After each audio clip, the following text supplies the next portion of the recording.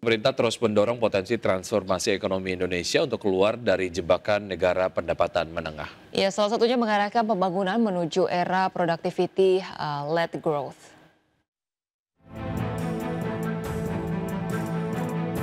Kementerian PPN Bappenas terus berkomitmen mendorong transformasi ekonomi Indonesia untuk keluar dari jebakan pendapatan menengah atau middle income trap dan mampu bersaing di pasar global melalui peluncuran Master Plan Produktivitas Nasional.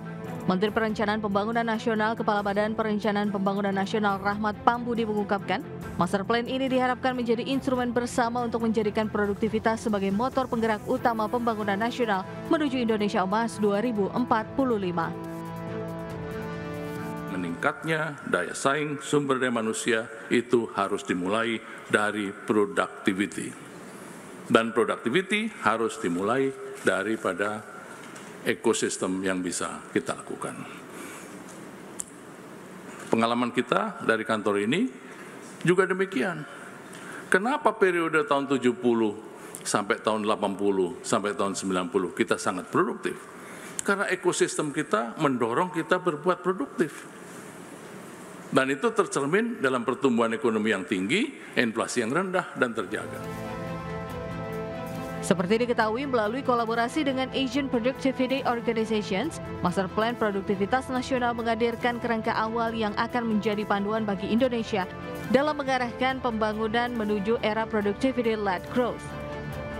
Peningkatan produktivitas tidak hanya menyangkut ekonomi, tetapi juga kesejahteraan masyarakat. Tim Liputan IDX Channel.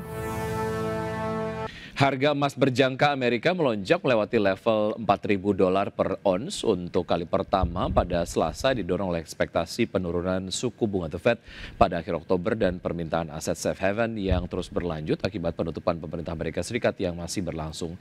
Harga emas berjangka Amerika Serikat untuk kontrak pengiriman Desember ditutup menguat 0,7% menjadi $4.004 per ons setelah mencapai level tertinggi $4.014. Sedangkan harga emas spot naik 0,6% menjadi $3.985 per ons sepanjang tahun ini, dan harga emas telah melonjak 51% ditopang oleh berbagai faktor seperti ekspektasi pemangkasan suku bunga, ketidakpastian politik dan ekonomi global, pembelian agresif dari bank sentral, arus masuk ke ETF berbasis emas, serta pelemahan dolar Amerika Serikat. Adapun di tengah berlanjutnya penutupan pemerintahan Amerika Serikat, investor memperkirakan penurunan suku bunga 25 basis point pada pertemuan The Fed bulan Oktober dengan pemotongan tambahan sebesar 25 basis point diantisipasi pada Desember.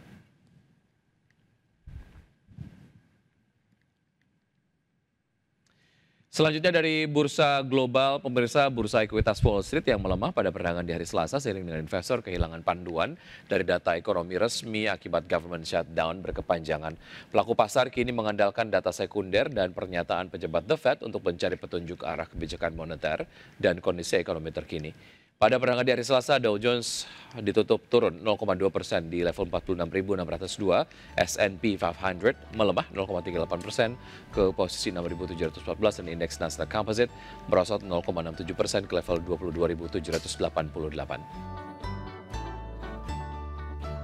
Sementara itu dari Eropa, bursa ekuitas Eropa berakhir di zona merah, terseret kejatuhan saham kesehatan dan perbankan, sementara penguatan sektor luxury brand Prancis membantu menahan kerugian regional setelah gejolak politik sehari sebelumnya. Stoxx 600 ditutup turun 0,17% ke level 569,27, CAC 40 Prancis naik tipis 0,04% ke level 7.974 dan DAX Jerman menguat tipis 0,03% ke posisi 24.385.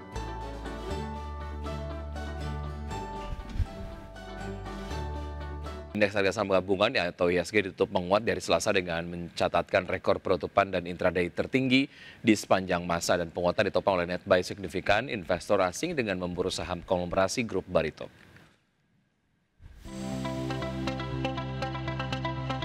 Indeks harga saham gabungan atau IHSG ditutup menguat 0,36% di level 8.169,28 di akhir perdagangan Selasa dan merupakan level tertinggi penutupan sepanjang masa. Penguatan IHSG secara intraday terpangkas karena sempat menguat di sesi pertama Selasa ke level intraday tertinggi baru sepanjang masa di level 8.217,46. Indeks sektoral dengan kenaikan terbesar sektor transportasi dan logistik melesat 3%. sektor energi naik 2,62% dan sektor infrastruktur melaju 2,33%. Sedangkan indeks sektoral dengan pelemahan terdalam sektor barang baku turun 0,63%, sektor barang konsumen siklikal turun 0,44%, dan sektor perindustrian melemah 0,37%. Emiten konglomerasi Prajogo Pangestu tercatat menjadi penggerak utama kinerja IHSG. Saham cuan melesat 24,72% ke level Rp2.220 per saham, dengan kontribusi 18,15 indeks poin ke IHSG. Saham BRPT ditutup menguat 3,50% di level Rp4.140 per saham dengan kontribusi 8,2 indeks poin. Dan saham CDIA melonjak 11,50% di level Rp2.230 per saham dengan sumbangsi 7,04 indeks poin. Saham milik konglomerat Mohtar Riyadi Grup Lipo MLPT yang kembali menyentuh batas auto reject atas atau ARA dengan kontribusi 7,84 indeks poin.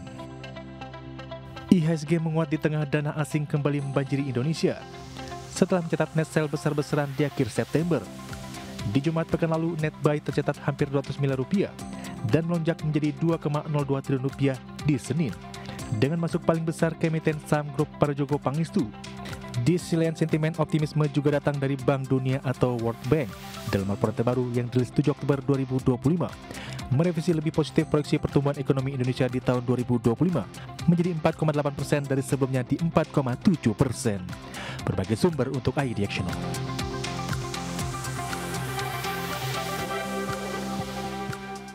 Presiden Federal Reserve Bank of Kansas City Jeff Schmidt menegaskan Bank Sentral tidak perlu segera memangkas suku bunga dalam waktu dekat karena inflasi dinilai masih terlalu tinggi. Adapun pernyataan Schmidt tersebut muncul di tengah perbedaan pandangan di internal The Fed mengenai arah kebijakan suku bunga setelah The Fed memangkas suku bunga acuan sebesar 25 basis poin pada September lalu.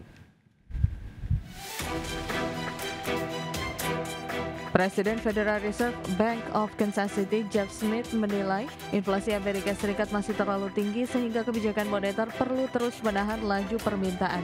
Menurutnya suku bunga saat ini hanya berada pada level yang sedikit restriktif dan hal tersebut dinilai sesuai. Pernyataan Schmidt muncul di tengah perbedaan pandangan di internal The Fed mengenai arah kebijakan suku bunga setelah pemangkasan suku bunga acuan sebesar 25 basis poin bulan lalu.